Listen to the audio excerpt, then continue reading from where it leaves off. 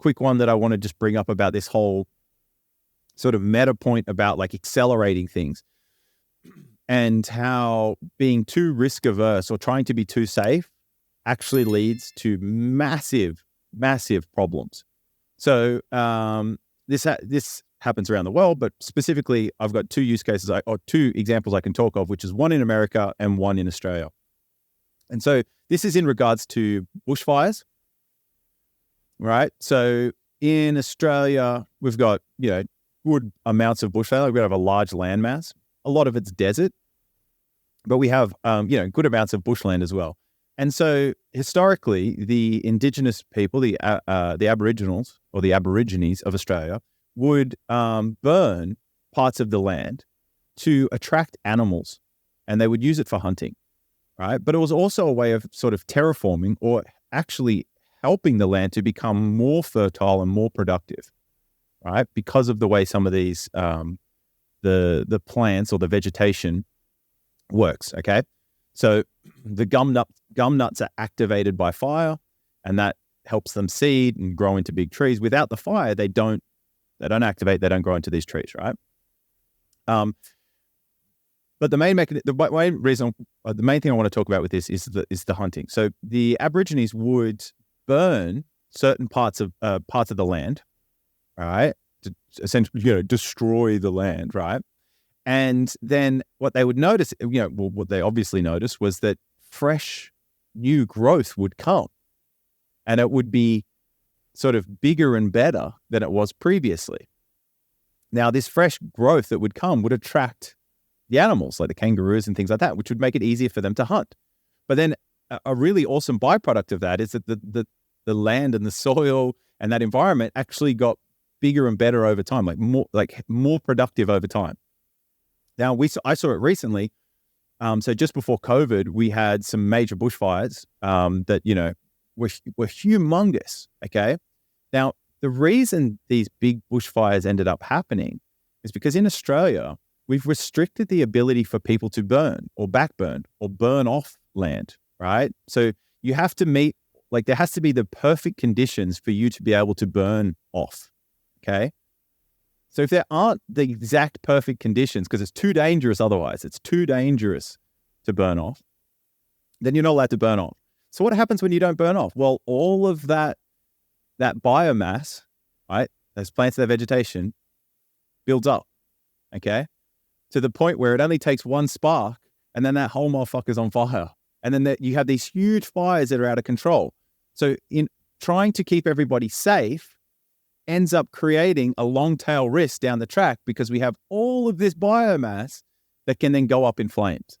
We've seen the same thing happen in California with the huge fires that they had over there that end up killing lots of people and causing lots of damage and lots of harm, all because not allowed to do these controlled burns because it's too risky or too dangerous to do them at certain times, right? So we end up creating, because we're trying to be safe, we artificially constrain the system.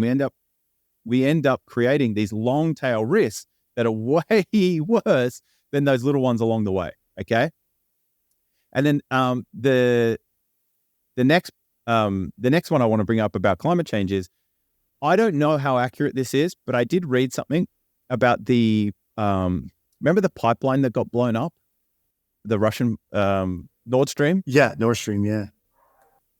So I don't know if you've read about this. I'll pull something up in a second to see if I can fact check it a little bit. But apparently, it spewed more carbon dioxide into the environment than we have over the last 50 years or something like that.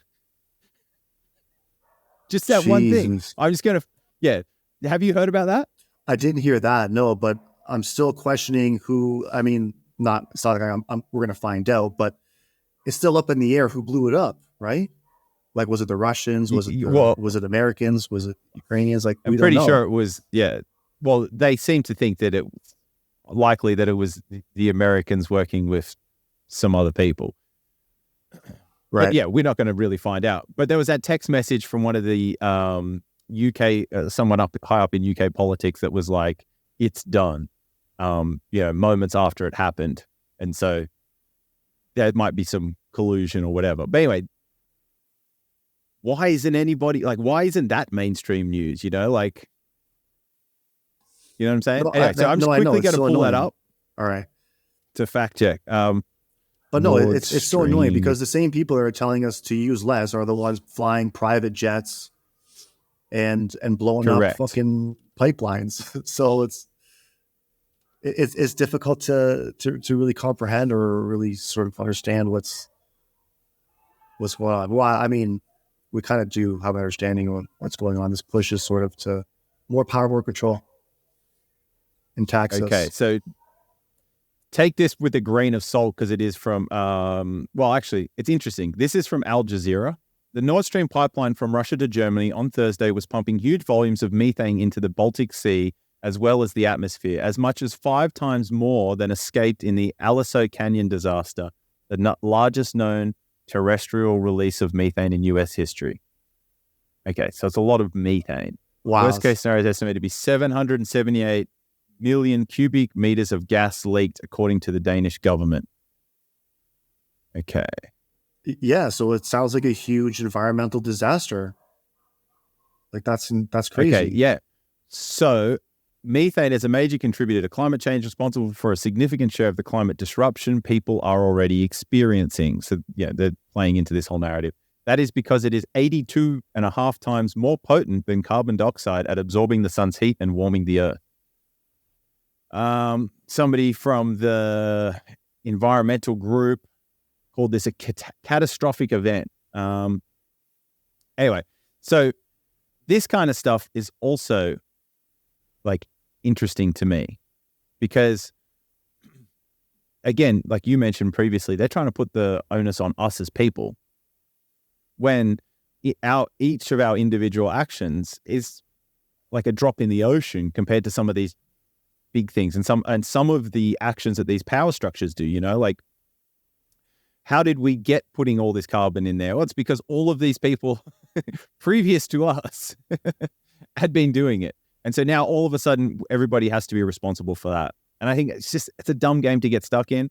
So let's focus on the fucking solutions, you know, focus on what you can do and focus on ways to reutilize all of these negatives and turn them into positives. Can you imagine if we had the ability to harness 8 billion people's computational abilities towards solving problems instead of like them being wasted on just trivial shit and being fearful all the time and panicking and worrying? Like far out. It would just be such a different outcome. That's a great point. The world would be ridiculous, right? Yeah, that's a great point. That's such a great point. It's almost like they don't have any vision. Just lost their vision or I don't know what, but yeah, it's such a great point. Well, no, we plugged into the Matrix, and the Matrix's whole name of the game is to distract and mislead so that you don't realize that you've been pulled into the Matrix, right? Like that's the power structures, you know? Like, yeah, anyone that hasn't watched the Matrix, go and watch all the Matrix movies because it is just meta meaning on top of meta meaning. Yeah, just don't bother watching the newest Matrix movie. That one was, oh my god, it was kind of terrible. They should have scrapped it. Have you not know? Like it was. This meta meaning was still there. It's just these ridiculous fight scenes and just all like. Okay, so I don't watch a lot of this stuff. I'm not a TV I haven't watched TV in like 15 years, right? Like I'm not a big tune in. I like to curate my information for myself to a degree, right? Obviously algorithms assist with that. Anyway, I watched the John Wick, the most recent John Wick, right? Because, you know, because it's fucking not John really Wick, been a big dude. fan of him. Yeah, but I haven't really been much of a fan, but I thought like there was some decent sort of meta meaning to the first 1 and 2. I can't remember 3. Anyway, I watched this most recent one and I was like, honestly, I ended up fast forwarding through like the majority of the movie. Like I just could not handle like the ridiculous fight scene. Like what is this is a new transition that we've got. Like everything has to be more and more extreme. Like, I don't know. Have you seen the latest John Wick? Yeah, I'm disappointed too. I really wanted to like it. And after I watched it, I was like, Fuck, man, that was such a waste of time. Like, I love John Wick, but Literally. I don't know. I don't know what it was exactly. Maybe you're right. Maybe it was just they just tried making it too over the top.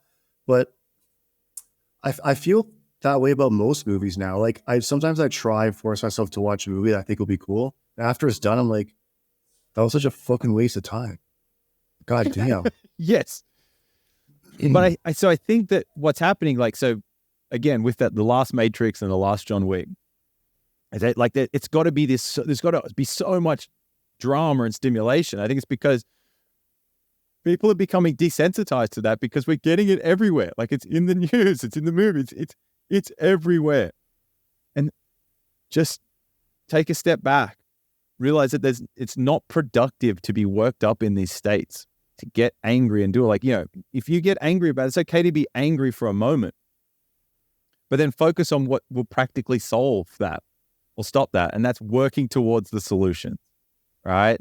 Like, problems are soluble, okay? And they're not the end of the world, right? It's up to us. It's up to us to choose how we deal with them. And so we should allocate our time and energy towards solving and finding solutions to these current problems, not spending our time being worked up about the current problems.